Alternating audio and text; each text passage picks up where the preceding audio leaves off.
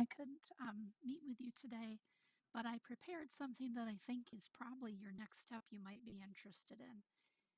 I took about 20 minutes and pulled together this module. To me, this would be starter material for what I was going to use in my classroom. Where did I get this material? Well, I made a copy of some of the Georgia Virtual content. You can see it has like kind of some interesting how they label it, um, composition of verse, so it's COE for everyone. All of those are from Georgia Virtual. And then I have like the learning targets and the summary of what the module was about are just mere images of each other. And then I changed the title to have an emoji in there, right? So let me show you what I have, and then I want to show you how to copy it. So first of all, I've used their content. I've just modified it where it makes sense. The essential questions and some of the key vocabulary. I've kept most of that intact. I've kept this intact about theory. Sometimes I know you have classes where you don't want to talk about that or do. Again, what's so nice about this is you can turn that on or off and handle it however you want to out loud in a classroom. It has some good information here about how information is gathered, thinking about building off that theory. And then it talks about density. What I like about this content, and I don't know that I'd use all of it, but I've shared with you, density was a hard concept to teach in sixth grade. When it has little interactives like this, you can really be sure that kids see this. Also, you can reuse and you can embed this code in other places if you want to rewrite what you had from the Georgia Virtual. And also here would be a great activity for them to get practice actually sitting doing that math on a calculator and just kind of reasoning it out. And they would just move it around. And then at the end, they check it. And when they check it, I don't think not even close probably. Um, I would just, go back and refresh the page to do it again. I would make them do it together with a partner until they got it right.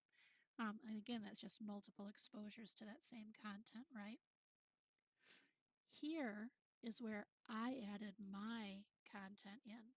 So the Cornell notes, where I have the student version, that's like my document. I have it unpublished and I have the key to it unpublished.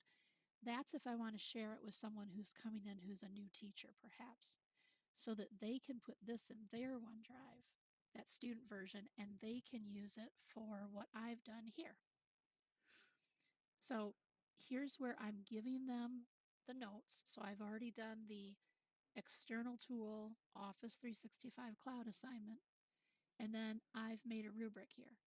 So when I share this out or copy it, the rubric goes with it. And also I labeled it Cornell Notes rubric. So you could reuse that for something.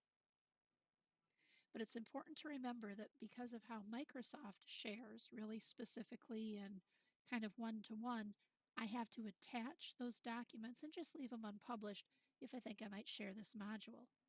Now, if you're clever, you're already thinking about, well, what if Canva does it? And you're right. Here I have a layers of the earth poster that I've done an external tool with Canva. And that link is that link in our Barrow County instance of Canva. So you can access this at any time. What you could do if you are someone who's like, I'd love to modify this, no problem.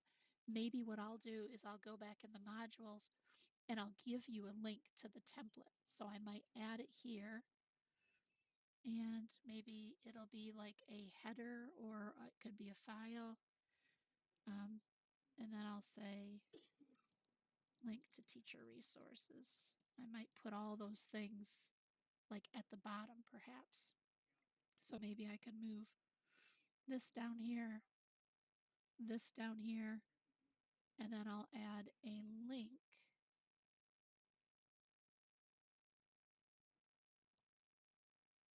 to, let's see if I still have the template link.